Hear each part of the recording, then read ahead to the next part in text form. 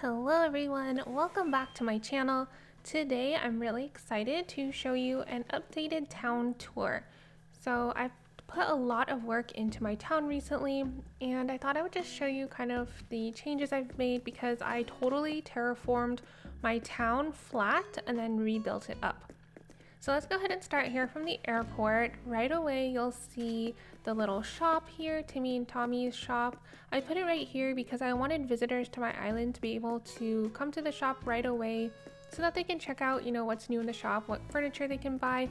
And also if people are coming over to do turnip selling, it's super convenient for them. And if I'm bringing in people who I'm not friends with or who are kind of strangers to the island, I can easily put a fence around here and kind of keep them from going into the rest of my island and maybe picking my flowers or ruining stuff. So I have Timmy and Tommy's shop right here. And then over here I also set up a little snack area. So there's a nice little pair of seats and then a snack machine and a drink machine. And then if we keep going up this way, this is sort of my marketplace area. So I have a little fortune cookie stall and I also have a telephone booth right here. And then if you go up here, I have the Able Sisters shop. And it's got a cute little fountain, and I also added this bench so that you can kind of rest after you've done all of your shopping and maybe look at your purchases and stuff like that. If you go up this way, you'll see there's a turn here and this brings you to my house. Oh, Filbert's in my flower garden. He's watering my flowers. How cute. Oh, thank you, Filbert. So right here is my house. It's got a brick fence. It's got a money tree and another one growing right here. I'm not going to do a house tour today just because my house isn't done yet. I'm still sort of figuring out what I want to do with all of the rooms. It is a fully expanded house and has a custom exterior. I'll do a house tour sometime soon. I'm just, like I said, still decorating and figuring out what I want to do with it. So right in front of my house, I have the beginnings of a little heart lake park. So you can see I have a little heart lake here and I put some pink hyacinth flowers around it. I thought that was really cute. I also have a few little picnic sets here from the cherry blossom event. And I think I'll do another video soon showing how I'm going to turn this area into like a better park and everything. So if you go this way, you can see this is one of the bigger neighborhoods in my town. I have 6 villagers who live here. And they all have fenced in living spaces as well as trees in their yards. And I also tried to add little bits of furniture to try to give their yards a little more personality. So this column of villagers are all squirrels. I love the squirrels in Animal Crossing, so I'm really happy to have 3 of them living in my town. The one that lives right next to me is Filbert, of course. He's my favorite.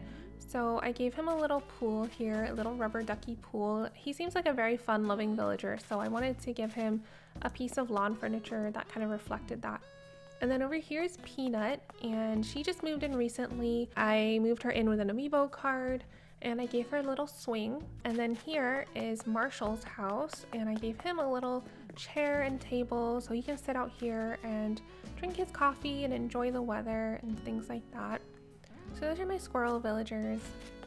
And then on this side, I think this is Tank's house. He has a little log bench so he can kind of lie back under the tree and take a nice little nap.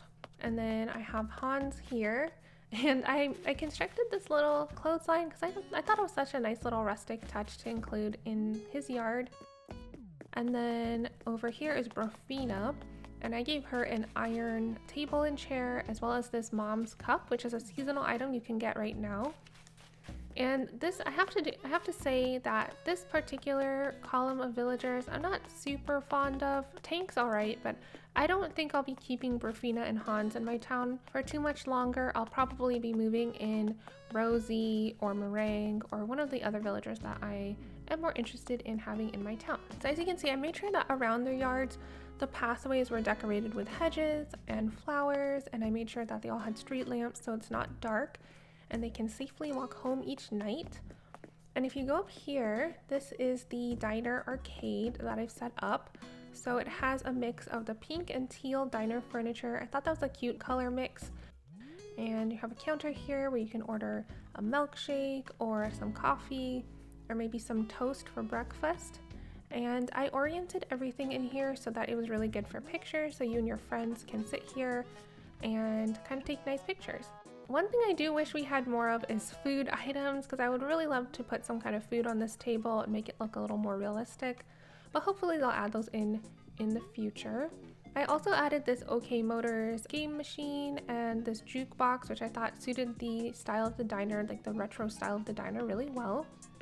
And then if you go in here, this is the arcade that's attached to the diner, and there's a bunch of pinball machines, arcade machines, as well as a few snack machines and a candy machine as well. So if you go up here, you can make your way towards the amusement park. And I absolutely love this place. You guys know I love pastel colors, and thanks to friends and viewers, I was able to get a lot of great pieces for this park. I really love these little pink horses, and of course the teacup ride is so cool. I really wish we could actually ride on it, or the villagers could ride on it. I think that'd be such a cute touch. I have a little cotton candy machine, I have a popcorn machine and a candy machine here as well. And then here's a little prize stall with bears and toys and things. So I just wanted the space to be really bright and whimsical, and I love this place. So if you go up through here, this is the Hedge Maze. So it took me a long time to put together the Hedge Maze and kind of create a maze that you could kind of walk through, and it wasn't too simple. I still think it's a little too easy to find your way through, but I didn't have enough space to make a bigger, more windy maze, so it is what it is. I'm happy with the aesthetic overall. And if you get through the maze, it takes you to the secret cafe, a little seaside cafe, and I love this place. I think it's so peaceful. You can sit here, you can listen to some music, read a magazine, have a nice little coffee or tea, and kind of just enjoy the sound of the waves. I think this place is so relaxing. So once you make your way out of the maze, you'll see that I have set up my little museum here. So the first thing you'll notice is the museum cafe. You guys know I really wish Brewster was back in the game. I don't know when he'll come over. I'm sure he'll eventually make his way to the game, but in the meantime I've set up this little museum cafe, and I think this is such a great place to take pictures with friends as well, because you can kind of all sit at the tables and take a cute little shot. It's very colorful here. There's a lot of flowers and things like that. If you make your way up, I have a double set of stairways and a nice little fountain here. I also set up these little benches and like brick flooring, and then there's just a lot of flowers and lights along the edges. I made a double waterfall to kind of make it look really grand. I wanted the museum to look very elegant and stately, so that's what I did. I have these little marketplace banners, which I feel look just like museum banners. I think they are the perfect touch for this. And then I also have some gold roses that my husband gave me. I thought they fit into the museum area very well. I made sure that I included a lot of little lights and things so that it's also, you know, lit up really well at night. And then over here, these are all of my duplicate fossils. So I keep them here on a table, so when friends come over or visitors come over, they can kind of look through and see if there are any fossils they're missing and take it home to add to their collection. And then I also did the same thing here with these DIY cards. I have a lot of duplicates, so I just put them out here so visitors can come and pick up ones that they're missing. So if you make your way here, this is actually probably the first thing I started building once I flattened my island, and this is like a pathway that takes you to the secret beach. I haven't put anything here yet. I don't know what I want it to look like just yet, so it's still empty, but I do like this walkway towards it. I feel like it looks very cool and mysterious, and it's a really nice photo shot as well. So if you make your way here, I have this little fenced off area. So this is meant to be sort of my observatory area, my like astronomy area. I was gonna set up a space where you can kind of stand and wish on shooting stars and things like that, but right now it's still a work in progress, so I thought it'd be fun to set up this little roped off fences and this little sign that says it's under construction, because I feel like it kind of gives it like a more mysterious look, like maybe something happened here and no one wants you to know about it and it's a restricted area. So that's how that area is set up right now. And then if you make your way towards the right, you will find the campground. So I'm super happy with my campground. I think it looks very colorful. I set up the trees sort of in an L shape to kind of create a wall, like a natural looking wall to make the campsite feel a little more isolated and a little bit more like you're in the wilderness, you know, away from the amusement park and the museum and kind of the hustle and bustle of city life. And what I really love about this area is that it has a small beach, which just makes it like extra nice for the campers. I think it's nice that they get a little private beach and they can sort of enjoy everything that Port Astra has to offer. There's a little bath here and a bonfire so you don't get too cold, and I put some fruit trees and a well and a little picnic area. I like this little wooden pathing because I created sort of like a deck to go with the picnic area, and I feel like it sets off this space really well. And then I also added this little wash bin and clothesline because I thought it would look like, you know, the person camping kind of did a little bit of laundry. So if you walk down the path this way, you can find the orchard, and I have arranged all of my fruit trees in rainbow color. So I thought that'd be kind of a cute way to display them. And I only have 3 of each because I don't really need too many. And then if you make your way here, you can see the farmer's market, and I have a bunch of fruit out for sale. And I put a little fruit basket. I just wanted this area to be more like a countryside area. Right here is the farmer's market, kind of restaurant, cafe.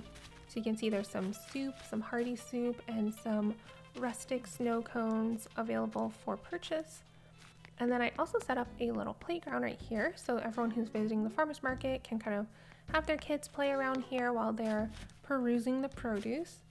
And I also added in a little barbecue area because I kind of wanted this area to be more like a recreation area. Right now, the only games I have is this little ping pong table, but I hope to add more things, maybe even a pool, maybe.